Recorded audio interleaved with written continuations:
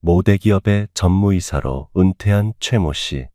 퇴직 후 오래간만에 아끼는 후배에게서 연락이 왔습니다.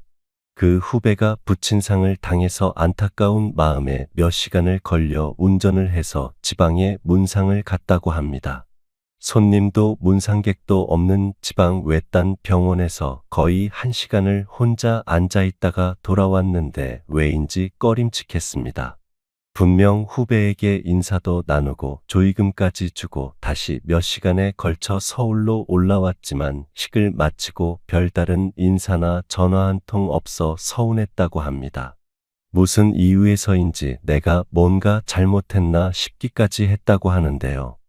회사에 있을 때는 간이고 쓸개고 다 빼줄 것만 같이 내 모든 경조사에 찾아와서 자기 일처럼 도왔던 후배의 변해버린 모습을 보니 옛날 생각이 나서 씁쓸하기까지 했다고 합니다.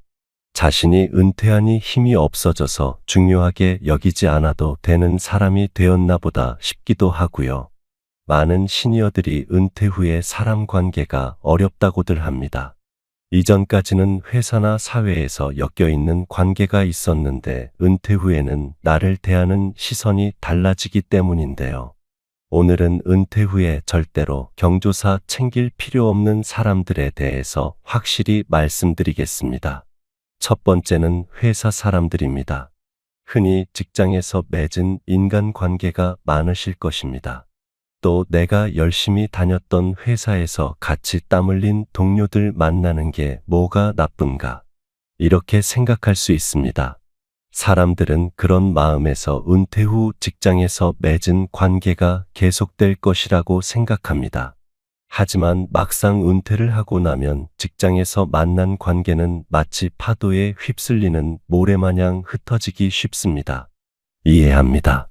많은 분들의 전화번호부를 보면 친한 사람들은 대부분 회사에서 만난 동료들일 것입니다. 은퇴 후 어떻게 지내나 싶은 마음에 적적해서 전화해 안부를 묻는 경우가 많습니다. 요즘은 어떻게 지내냐? 거기 누구 아직 승진 못했냐? 이런 식으로요. 하지만 잘 생각해보면 내가 전화를 걸면 걸었지 나에게 먼저 전화 오는 일은 생각보다 별로 없습니다. 게다가 이제 회사에서 돌아가는 사정이나 그런 것들은 나와는 무관한 일이 되어버린 지 오래입니다. 그래서 전화를 받는 동료들이 어느 정도 부담이 있을 수밖에 없습니다. 하지만 한국인들은 정이 많은 민족이라 이런 상황에서도 경조사에는 꼬박꼬박 잘 참석합니다. 은퇴 후에는 철저한 재무 설계를 바탕으로 지출을 계산해야 하는데 이제 내가 받기도 힘든 경조사에 돈을 쓰고 있는 셈입니다. 정말로 확실한 것은 그렇게 내는 돈은 받을 수 없다고 생각하는 게 좋으며 무턱대고 부르는 대로 다 갔다가는 호구되기 십상입니다. 내가 아직 현역대라고 생각하면 큰일 납니다. 돈만 잃는 것이 아니라 사람에게까지 상처를 받기 때문입니다. 나는 정말 최선을 다해 있는 행사 없는 행사 모든 경조사에 다녔어도 은퇴 후에는 사실 싹 다 끊어내도 아무도 뭐라고 하지 않습니다. 지금 현재 우리 시니어들에게 제일 중요한 것은 예정에 기반한 쓸데없는 지출이 아니라 당장 나와 내 배우자의 은퇴 후 인생이 아닐까요? 대기업의 전무이사로 은퇴한 최모 씨의 이야기에서 많은 것을 엿볼 수 있습니다. 옛날에는 그렇게 죽고 못 살던 후배지만 내가 은퇴하고 나면 나를 보는 시선이 당장 달라지는 것입니다. 왜냐하면 인간은 어쩔 수 없이 자기중심적이고 자신의 삶이 먼저이기 때문입니다. 그래서 만약 내가 은퇴 후 모든 경조사 연락을 끊고 발길을 끊더라도 사람들은 나를 비난하지 않습니다.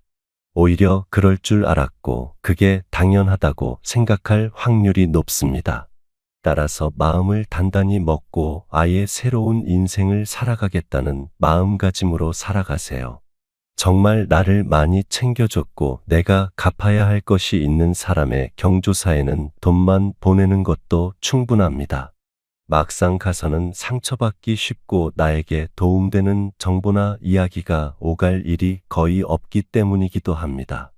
미국의 한 은퇴 설계자는 늦어도 55세 이후부터는 아예 인간 관계를 바꾸라고 조언합니다. 그동안 나의 사회적인 지위로 맺어진 관계를 정리하라는 말이죠. 어차피 언젠가는 무너질 모래성과 같은 관계이기 때문입니다. 하지만 우리가 아는 것처럼 인간관계라는 것이 하루아침에 친해지고 형성되는 것이 아닙니다. 꽃에 물을 주듯 주변 사람에게도 꾸준하고 일관된 사랑과 관심을 줘야 합니다. 그럼 이렇게 물어볼 수 있습니다. 아니, 어디서 새로운 인간관계를 찾으라는 건가요?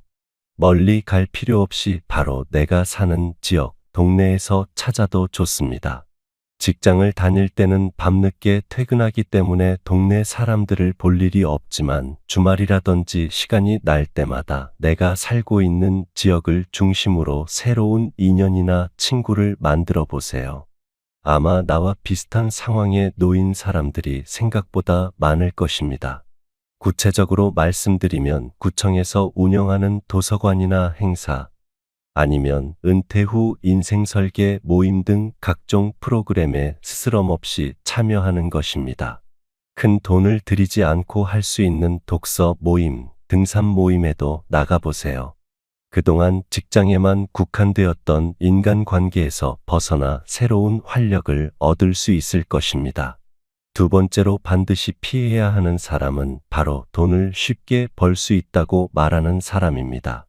사람이 살아가는데 필요한 것이 여러 가지가 있지만 특히 은퇴한 시니어들에게 제일 필요한 것은 돈이 아닐까 싶습니다. 이제부터 당장에 들어올 수입은 제한되고 내가 써야 하는 돈만 보이는 시기입니다. 그 어느 때보다 정말로 신중하게 계획을 세워서 남은 인생을 풀어나가야 하는 때죠.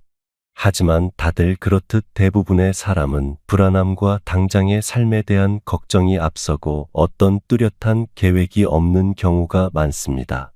그런 상황에서 은퇴 후 퇴직금과 이것저것이란 명목으로 생각보다 큰 목돈이 들어옵니다. 아마 오히려 이 시기가 통장 잔고가 제일 크게 불어난 때일 수 있습니다. 하지만 아이러니하게도 이럴 때가 제일 위험하고 불안한 시기입니다. 당장 다음 달부터 월급같이 일정 금액 따박따박 들어오는 돈이 없기 때문입니다. 배우자나 자식들에게 왜인지 괜히 면이 안 서기도 해서 지금 당장 새로운 뭔가를 해내고 싶은 마음이 앞섭니다. 이럴 때일수록 새로운 인생의 농사를 위해 천천히 움직여야 할 때입니다. 그러나 이런 시기에 달콤한 유혹을 하는 사람들이 아주 많습니다. 무슨 신도시 상가를 분양받으라든지, 상가를 얻어 프랜차이즈를 내면 일정 수입이 들어온다든지, 아니면 어디 투자를 하면 원금의 20에서 50%를 불려준다고 하는 속삭임이 있습니다. 평소에는 우스갯소리로도 듣지 않을 말들이지만 은퇴 후에는 이런 말들에 혹하기가 너무 쉽습니다. 월급이 끊기니까 사람이 불안하기 때문이고 주위 사람들에게 내가 또 해낼 수 있다는 것을 보여주고 싶은 마음이 앞서기 때문입니다. 그런 시기와 마음을 노리는 사람들이 이 세상에는 정말로 많습니다. 은퇴 후 목돈이 생기면 어디서 그런 이야기를 들었는지 많은 사기꾼들이 달라붙습니다. 은퇴 후에는 버는 것보다 그동안 모은 것을 지키는 것이 정말 중요합니다. 계속 돈을 벌지 않아도 좋습니다. 그저 지키기만 잘해도 성공입니다. 내가 받은 퇴직금이나 노후자금을 계획적으로 사용하지 않고 그대로 가지고 있으면 어떻게 알고 주변 지인들에게 연락이 옵니다. 생전 연락 없던 초중고 동창들부터 시작해서 사촌, 팔촌까지 이때다 싶어서 연락이 옵니다. 아무 준비 없이 반가운 마음에 전화를 받아보면 갑자기 밥을 먹자고 합니다. 그렇게 밥을 먹으러 나간 자리에서 서서히 본색을 드러냅니다. 서서히 돈 이야기를 꺼내며 내 말만 잘 들으면 큰 수익을 볼 수 있다며 사탕 발린 이야기를 합니다. 자신이나 자신의 지인은 이미 큰 돈을 벌고 있다는 스토리는 또 빼놓을 수가 없는 포인트죠. 간절한 사람들의 마음을 이용하는 선동전략입니다. 특히 이런 사람들은 특징이 있습니다. 나의 상황과 처지를 아주 잘 이해하는 태도로 아주 작은 것부터 잘 챙겨줍니다. 이런 사람들에게 당하는 경우는 멍청해서가 아닙니다. 은퇴 후에 조급한 마음을 이용하기 때문에 사기꾼이 작정하고 속이면 안 당할 사람이 과연 몇이나 될까요? 나는 전혀 상관없는 일이다. 나는 절대 안 당한다. 이렇게 생각할 수 있을까요? 그래서 조심하십시오. 은퇴 후에 갑자기 만나자고 해서 본론으로 돈 버는 이야기를 한다든지 자기가 잘 아는 전문가가 있는데 투자를 얼마나 잘한다더라. 이런 식으로 꼬드기는 행위를 하는 사람을 절대로 멀리하세요. 정말 피눈물 나게 만드는 사람입니다. 아예 전화를 받지 않거나 전화를 받았더라도 돈이 없다고 해보세요. 아마 몇 번 그렇게 말하면 두 번 다시는 전화가 오지 않을 것입니다. 나에게 얻어갈 것이 없다고 생각하기 때문이죠. 세상의 모든 투자가 다 잘못된 것은 아니지만 적절한 시기와 옳은 방법이 있는 법입니다. 사람의 간절한 심리를 이용해서 목돈을 빼먹는 사기는 너무나도 많습니다. 그럴 때일수록 바위 같은 마음으로 흔들리지 않고 지금까지 그랬듯 나의 길을 간다는 생각으로 다 떨쳐내 보세요. 50대 이후부터는 지키는 것이 얼마나 중요한지 이미 여러분은 잘 아실 것입니다. 앞으로도 듣기만 해도 여러분의 인생에 도움이 되는 말씀들을 정말 여러분의 입장에서 말씀드려 보겠습니다. 저는 그저 여러분의 인생이 조금씩 나아지는 방향으로 가기를 희망합니다.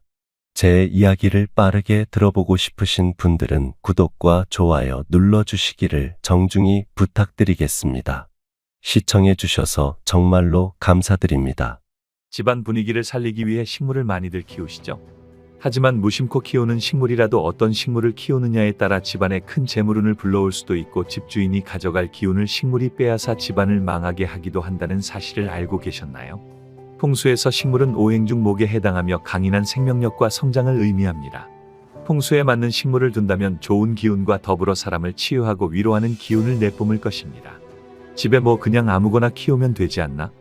이렇게 생각하시는 분들이 계실 수 있지만 풍수란 본디 하나의 작은 운들을 모아나가는 것이기에 절대로 무시할 수 없습니다.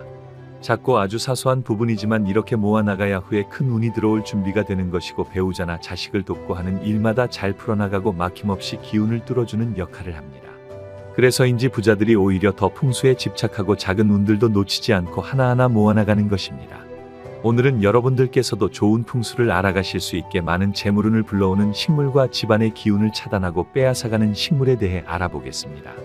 오늘 영상을 끝까지 보신다면 부자가 되기 위해 어떤 식물을 집안에 두어야 하는지 확실한 기준이 생기실 것입니다. 집안에 두면 부자 되는 식물 첫 번째, 금전수. 금전수는 꽃말부터가 행운과 번영을 의미합니다. 잎이 엽전을 닮았다 하여 붙여진 이름으로 줄기에 광택이 가득한 잎들이 빼곡하게 달라붙어 있어 마치 엽전을 꿰어놓은 꾸러미 같아 금전운을 높여주는 것으로 가장 유명한 식물 중 하나입니다. 생명의 기운 또한 좋아 키우기도 쉬우며 공기정화 기능 또한 뛰어난 식물입니다. 금전수와 같이 엽전 꾸러기를 닮아 돈을 불러오는 식물로는 크루시아나 염자 등이 있으며 금전수와 비슷한 모양으로 사랑받고 있습니다. 집안에 두면 부자가 되는 식물 두 번째, 머니트리. 우리가 흔히 파키라라고 부르는 이 식물의 별명은 머니트리입니다. 우리는 금전수를 보고 돈나무라고 부르는 경우가 많은데 해외에서는 파키라의 별명이 머니트리입니다.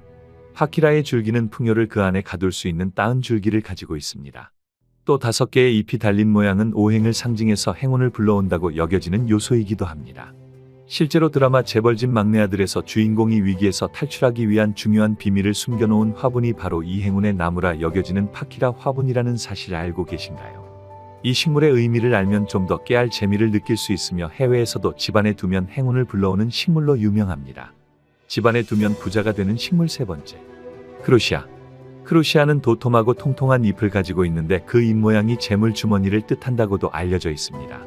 현관에 두는 식물은 대체로 동그랗고 통통한 잎을 가진 식물들이 좋다고 하는데 크루시아가 딱 그 모양으로 자라는 것 같습니다. 손도 많이 안 가면서 공기정화 능력도 뛰어나고 모양도 귀여우니 현관에 들어서자마자 즐거운 기운을 받으면서 집안에 들어오는 금전운까지 누릴 수 있습니다. 부자 되는 식물 네 번째, 고무나무. 고무나무 또한 잎이 둥글고 높이가 적당하여 기를 안정시키고 좋은 기운을 머금고 있는 식물로 거실에 두기 좋습니다. 다만 직사광선을 계속 받게 되면 고무나무의 잎이 타버릴 수 있기에 주의하셔야 합니다. 고무나무는 강한 생명력을 품은 나무로 집안의 음기를 죽이고 양기를 올려주는 식물입니다. 다만 잎에 먼지가 내려앉을 수 있으며 그럴 경우 풍수상 좋지 않기 때문에 잎에 먼지가 쌓이지 않게 잘 관리해야 한다는 사실 잊지 마시기 바랍니다. 부자되는 식물 5번째, 난초.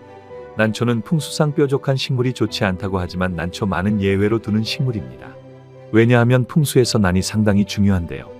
그 이유는 사람과 가장 닮아 있다고 하면 집의 주인과 그 생명력을 함께 한다고 봅니다. 난초는 과거부터 내려온 재물운과 더불어 집안의 운을 높여주는 대표적인 식물입니다.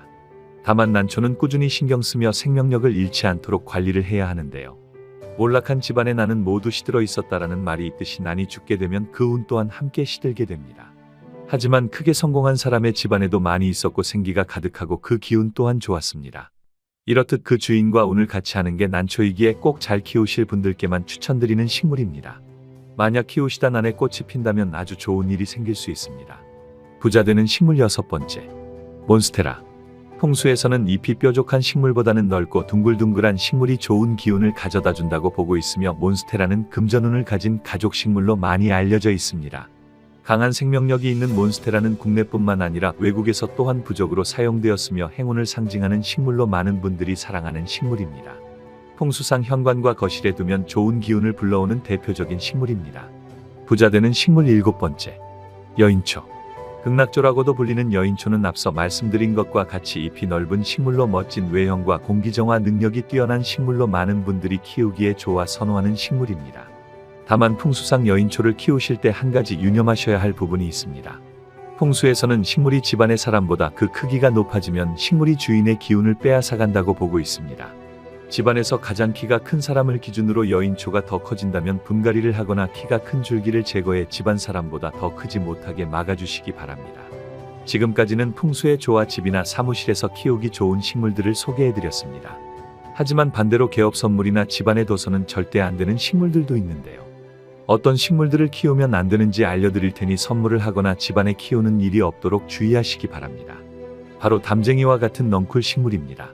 담쟁이 같은 넝쿨 식물은 너무 무성하게 자라는 성질을 가지고 있습니다. 또한 넝쿨 식물은 나무나 일반 식물과 달리 꼭 위로만 자라는 것이 아니라 옆으로 밑으로 번성하기 때문에 풍수에서는 음의 기운이 강한 것으로 여겨집니다. 전통적으로 음기는 억제, 수축, 심체와 같은 속성을 가지며 이는 집안의 기운을 음의 방향으로 이끌어 음양의 균형을 깨뜨릴 수 있습니다. 특히 넝쿨 식물을 천장에 매달아 아래로 처지게 기르는 것은 더욱 주의해야 합니다.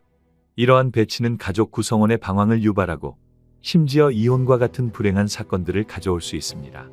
이는 집안의 기운을 떨어뜨리고 부정적인 영향을 끼칠 수 있습니다. 담벼락을 넝쿨 식물로 뒤덮으면 집안에 음기가 가득 차서 기운이 찾아오지 않을 수 있습니다. 이런 환경은 자손들이 방황하게 하고 가정 내의 불화와 어려움을 초래할 수 있습니다. 따라서 넝쿨 식물을 천장에 매달아 기르시는 분들은 가능하면 최대한 치우는 것이 좋습니다. 절대 키우면 안 되는 식물 2번째로 선인장입니다. 선인장이 풍수적으로 좋지 않은 이유에 대해 알아보겠습니다. 풍수에서 좋은 식물은 보통 잎이 동글동글하고 넓은 형태를 가지고 있다고 알려져 있습니다. 반면에 선인장은 이와 반대되는 기운을 가진 대표적인 식물입니다. 작은 다육식물인 선인장은 괜찮을 수 있지만 이미 크게 자란 선인장은 풍수적으로 바람직하지 않습니다. 선인장은 음기가 강한 것으로 여겨지며 사고나 소송을 유발할 수 있다고 알려져 있습니다. 또한 집안의 화목을 방해하고 사고의 위험을 높일 수 있습니다. 따라서 부자들의 집에는 큰 선인장을 키우는 경우를 거의 찾아보기 어렵다는 사실을 잊지 마시기 바랍니다. 절대 키우면 안 되는 식물 마지막은 은행나무입니다. 은행나무는 풍수적 관점에서 양기를 흡수하고 음기를 방사하는 특성을 가지고 있다고 여겨집니다. 이러한 특성 때문에 은행나무가 집안에 있으면 집안의 기운이 음으로 기울고 가세가 쇠퇴할 수 있습니다. 지금도 광화문에 가보면 가로수로 은행나무가 엄청 많이 있는데 이는 일제시대의 국운을 쇠약하게 하기 위해 가로수로 은행나무를 많이 심어서 그렇다는 속설도 있습니다. 풍수학에서는 은행나무가 집안에 있으면 그 집안이 망한다고 말하기도 합니다. 이는 은행나무의 강한 음기 때문인데 집안에 은행나무가 있다면 가지가 지붕을 넘지 않도록 주의 깊게 가지치기를 해야 합니다. 오늘 영상을 꼭 기억하셔서 우리 집안에 좋은 기운을 불러오는 식물만 키우셔서 이 영상을 보는 모든 분들의 집에 좋은 기운이 가득하시기 바랍니다. 작은 것들만 지켜도 집안의 분위기와 기운이 달라지는 것을 느끼실 수 있을 것입니다. 항상 건강하시고 부자가 되시기를 기원하겠습니다. 오늘 영상이 도움이 되셨다면 소중한 분들에게 공유 및 구독 부탁드리겠습니다. 시청해주셔서 정말 감사합니다.